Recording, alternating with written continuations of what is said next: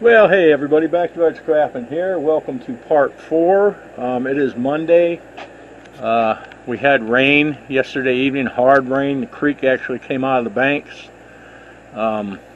Looks like it's building to rain again, so here we go again. Anyhow, I have started doing the filtering. I'm not going to bore you with this. I'm just showing you that I am doing it. This was our tungsten bars, our experiment. I'm actually going to do it first because I'm curious and I want to get it out of the way. So I am doing a 103 filter paper. I don't have the vacuum hooked up because I'm fixing to go in, and I'm not going to be out here that long, and I'm not really worried about it. We'll do some vacuum filtering and stuff probably tomorrow or the next day. But I am going to filter this off. This is the bars. This was the main pour off. This was the next that's kind of junky. So I'm filtering this one off now. Then I'm going to actually this is the rinse water where I rinse the bars. So it's probably mostly just tungsten. But in the end, all this tungsten dust and all that, whatever's left over in the bottom of these beakers, jars and beakers and whatever, I'm actually going to put it in a beaker and hit it with aqua regia. Any silver that remains or any silver that was left, in little dust particles or something, if it is, it'll actually go into silver chloride, and anything else should go into the aqua regia, which would leave just the tungsten dust in the bottom. So that is what we're going to attempt to do. I would normally just do this with regular acids, but with this tungsten dust, if there's any gold, it'll mix in with that tungsten dust, and there's no way to get it out other than aqua regia. So that's why I'm going to save all the dust at the end and put it in aqua regia and see if we have any other metals in it. This was our settling water. I haven't done it yet because I just moved it out of this big jar here. I just moved it into this beaker and poured it off so it's cloudy again. So when that settles, I'll pour the majority of that off and hit it with some dilute nitric acid and see if we have any silver in that dust. Anyhow, I just wanted to bring you up to date with what's going on. Probably tomorrow or the next day we'll get this camera on the stand and we'll go through some of the process. But right now, basically, it's just drip, drip, drip. So there's no point. There's another little project I'm working on right now. It's actually pins of mine that I've had out here since last winter, and there is still about maybe 200 grams left in that black bucket out there on the table.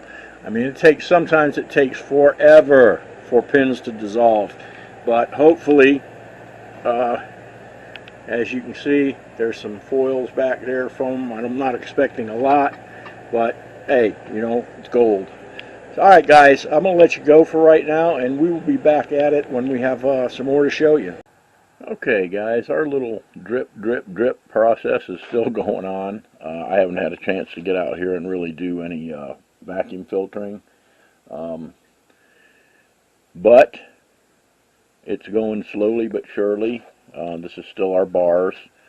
I'm going to actually probably tomorrow, I'm going to get out here. I just have had some other chores to do, and I had a doctor's appointment and stuff like that, so I kind of got staved off of, I think it's the word is staved, I don't know. Anyway, directed off of what I had to do. Or what I was doing out here.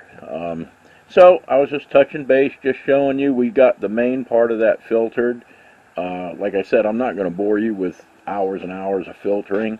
So I'm probably going to do a lot of this, and then I'll just, as we start doing the drops, I'm still going to keep track of a few things separately because I just want to see how they ended up. And I am definitely going to keep track of this because this was kind of our test on those bars. So just touching base with you again, and we'll be back in a bit. Okay, guys, we're just popping back in again. I actually got some plug filters going, and what I'm doing is I'm going to go ahead and filter off all the tungsten stuff so I can get that out of the way. So we're going to do, we did this. This was actually the ones that we thought were a heavy alloy, and they ended up being just, a real super plated tungsten. So we've got them separated out already, and that's in this jar here. So that's going to go filtered through. This is our other big lot of tungstens here. We're going to let that go through, and then that again is our bars. So I'm going to just continue doing this. I'm just showing you, as I get things set up. Like I said, it's very, this is the longest, boringest part of doing this. But oh, and that is actually our this was our dust, or our rinse water, and you can see by the color that there was definitely something in it. So I'm betting that has a little bit of silver in it. So anyhow, that's where we're at. Again, like I said, I'll pop back in as I, get things done, or as I have something to show you. I just wanted to show you that we are, doing multiple filters here. So we'll be back in a little while. Okay, guys, what we're going to be doing today is we're actually going to be doing some second filtrations. I have done the first one on half of this stuff. There's actually a piece of tungsten that was somehow made it into this batch, or I missed it, or whatever. But anyhow, what we're going to do now is I'm going to actually take all these filters out and jar them up so that we can process them again later. This was our bars, which was this stuff. I have written all the amounts of nitric that we've used, and get this cleaned off and get it out of the way. Anyhow, I've written down all the nitric we used on this pad over here, and I'm going to number these so I don't have to keep using the same thing back and forth. But anyway, our bars and so on are going to be numbered, 1 through 8.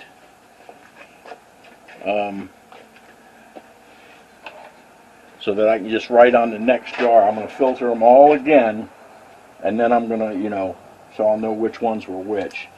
So the plates were 1, 2, 3, 4, 5, 6, 7, 8, and 9. Okay, so we had 9 different jars. 1, 2, 3, 4, 5, 7, 8, 9. And then I'm going to go ahead and filter this one back again off into this jar, and this will be number 1, and so on and so forth. I'm just showing you how I do it, so I can keep track of each individual thing, so that when I get ready to drop, I can test them. I'll know what they were, and I'll know what the problem, if there was any, with them. So for right now, I'm going to go ahead and clean out these filters. They are all going to actually just go, these filters and these plugs are all going to just go in a jar, and then we're going to hit them with Aqua Regia later on. So anyhow, let me go ahead and get started on that, and we'll get back to you in a little bit. Okay guys, so once again, as you can see, this is what we're doing, and this is why there's not a whole bunch. I'm not going to put you through this, and I still have, let's see, 5 more separate filters to do. Now these first 3 here are on their second filter. That's on its first, and then we still have 5 more to put through the first and the second. Once again, this is not necessarily the right way, wrong way, or the indifferent way to do it. This is the way I do it. The better, to me, the better I separate and the better I clean things up, the least problems I'm going to have at the end. And I don't want to have to redo, the entire batch because of a 40 or 50 gram batch that fouled everything. So I have just found it, yeah, it's kind of a pain in the butt. Yeah, it takes up a lot of containers. You got to have a lot of filters to do it this way and things like that. And if you're only doing 100 or 200 or 300 grams or something like that, something that's, that's a whole different story. And especially, again, when I said if it's yours. If you're doing 150 or 200 grams of your own material, it doesn't matter. But when I'm covering all the chemicals on this and only getting 25% of it, you have to make certain that you are as frugal as you can be with your chemicals, with every part of this that you do. Yeah, there is going to be a little more time involved doing it this way, but time I have and don't have, but I can afford the time.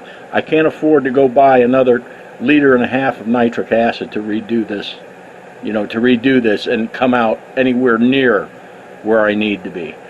So anyhow, guys, this is what's going on. When I have more to show you, I will for sure show you. And we'll get back out here when some of these are filtered and we've started some of the other ones. So we will see you then. Okay, guys, here's where we are right now. We have these finishing out, that little one finishing out. This one up here was our, what we thought were the, the real hard alloy contacts that ended up being tungsten. So I'm estimating out of that probably maybe 80 grams of silver. I'm not sure because I actually figured them as alloy to start with. But anyhow, so we've got our other stuff we're still working out here. It's starting to get a little late. But anyway, I have cut a piece of copper pipe. I've gone over before like when you're using copper wire, to make a coil, how many feet it takes per gram and this and that. You can go back and look for it. I don't remember exactly where it is.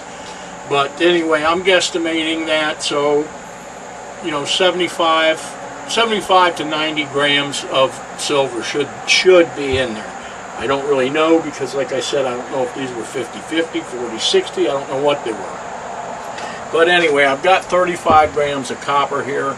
So I'm going to go ahead and stand this camera up, and I'm going to put it on a 1 second to 1 minute time lapse. And this will actually be our first drop. So this is actually number 2. This was the hard alloy that ended up being tungsten, and there was 175 grams of it, so if it's 50-50, that's between 80 and 90 grams of silver. So anyhow, it's about 3 to 1 copper to silver to drop it. So that should be enough. All right, let me get this set up and let me shut up and get to going on this. So I'll be right back. Okay, guys, this is our jar that I was talking about, just a few minutes ago. And what I did is I took a piece of this copper pipe and I cut it and split it, opened it up, cleaned it out, and put it in here. Actually, that's actually better to use than most of the time you see me using coils, but it's actually better to use something, flat and long like that. You're going to get a quicker reaction, more surface area. But anyway, up here you can see some knocks going on. That is because, and you're actually seeing some boiling and bubbling in here, and that's because there was a little too much nitric in here. And the reason that there was extra nitric in there is because I thought those were solid alloy because of how they bent, and they bent pretty good and then they snapped. But that was just the silver holding tungsten together when it bent and snapped. But you can see, we're getting some boil back here, and it's going back up and floating up and down and dissolving and redissolving. So when that happens, it's not really a big deal. It's just going to take you a little bit more copper to drop the silver out. But you can see also down here, and I don't know why this is blurry like this. I mean, everything else is going clear, and I could not get this to clear up when I put it in time lapse. But you can see this really bright silver down here in this corner. But anyhow, guys, I'm probably going to go ahead. I know there wasn't a lot in this video, this particular video, because there's really not that much going on. It's just, it's just filtering and then, whatever. So when we start getting into more of the drops, I'm going to show the rest of the drops. I'm still going to keep everything separated in its own little batch. And then I'll show you how I clean up the silver powder where we boil it in acid. But like I said, I'm going to go ahead and call this, and everybody take care, stay safe out there, and we will see you guys in the next video.